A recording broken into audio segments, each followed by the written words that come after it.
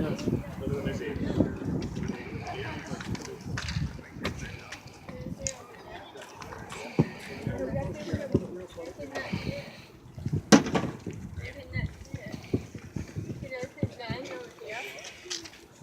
you for coming. My name is Kevin Fleming. I'm a sergeant with the Avon Police. I'm here to tell you about the North Central EST team, which is a 9-agency regional police SWAT team.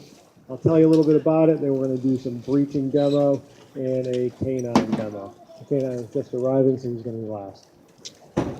So the North Central region of Connecticut is 9 towns. It is the whole Farmington Valley, so it's Avon, Simsbury, Farmington, Canton, and then all the towns north of Hartford on this side of the river. So Bloomfield, Windsor, Windsor Locks, Suffield, and Granby.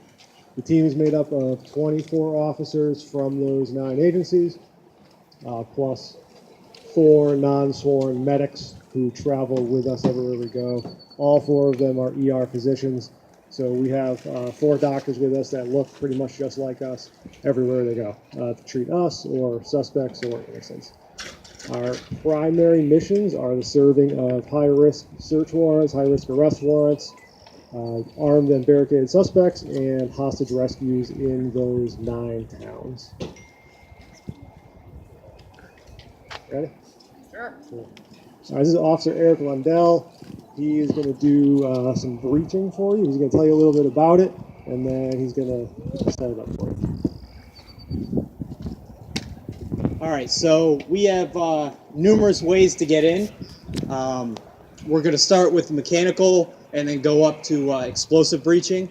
And one thing that we learned is always go to people who know more than you do and have more experience. So Officer Vess and I went to a mechanical breaching. Mechanical is any type of tools, hand tools, taught by someone from FDNY.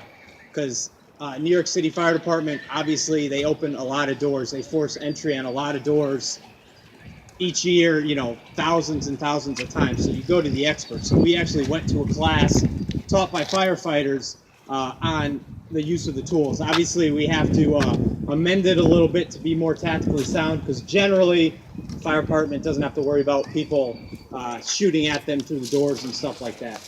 So we're going to walk through just some basic concepts on mechanical breaching.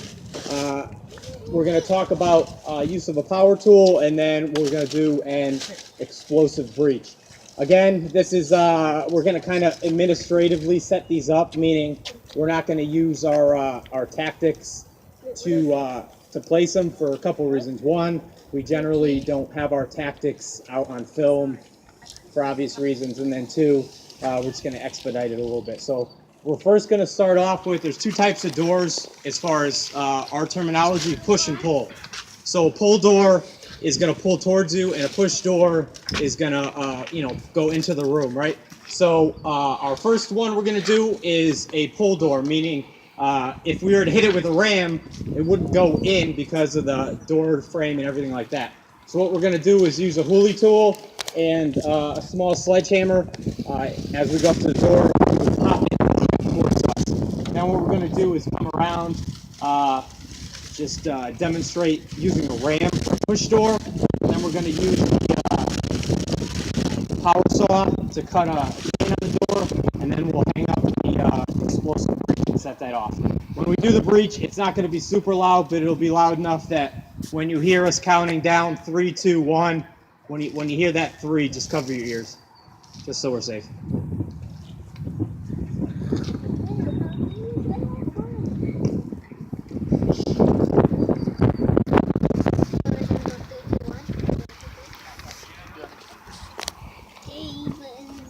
So we have basic sledgehammer that we carry on our person. We carry it back here like this on the lanyard.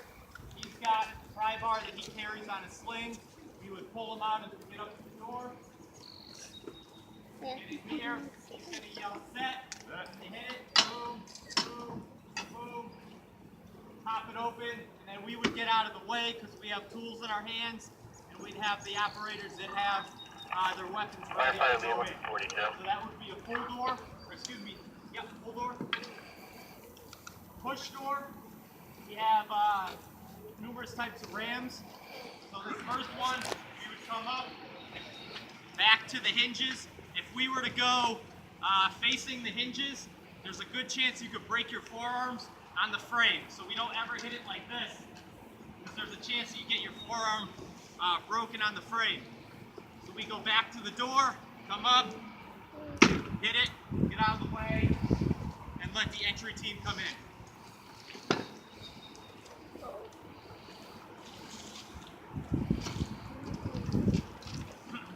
With the saw, in this situation, he's going to take the pry bar and put tension on the chain.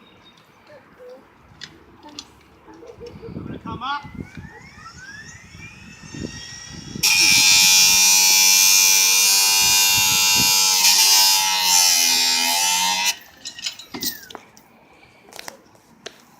Open the door.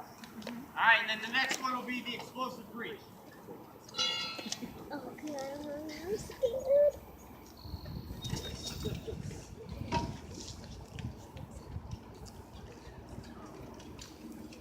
How did the team open the door? While they're setting that up, there's a couple different reasons we do explosive breaching. The one is it assures entry. There are a lot, we can't necessarily hit a door over and over again, have to be safely. This assures that we will make entry. Eric is actually a master breacher. He is certified to teach new breachers on how to design, construct, and build and place charges to open basically any sort of building. Wooden doors, steel dorms, brick walls, etc. And most importantly, they can be placed and then secured and set off at our command. So if we're running a hostage rescue or a barricaded suspect where negotiators are doing their thing, we can have everything set and safe. And if it's not needed, we just take them off. And if it is, it's ready to go.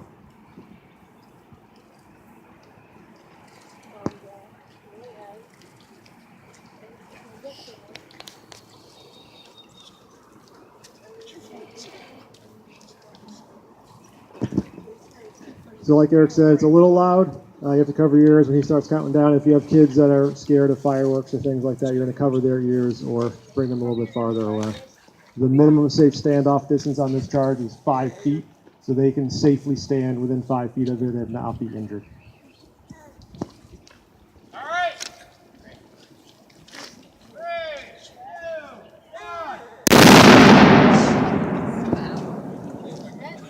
1. And the door's open.